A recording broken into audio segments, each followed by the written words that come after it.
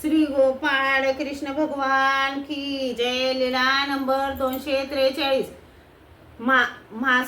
मासाळा देवीच्या देवळात पुजाऱ्याची पूजा स्वीकार. एके दिवशी सर्वज्ञांना सकाळचा पूजा अवसर झाला. मग सर्वज्ञ मासाळा देवीच्या देवळात गेले. आज जाताना डाव्या हाताला सर्वज्ञ बसले. एकाच्या मताने सभा मंडपात बसले. पुजाऱ्याने सर्वज्ञांना पाहिले. मग तांब्याची कळशी पाण्याने भरून आणली. ताटात सर्वज्ञांचे श्रीचरण प्रक्षालन केले. मग उरलेल्या पाण्याने देवतेस समर्पण आंघोळ घालणे केले. आधी सर्वज्ञांची चांगली पूजा केली.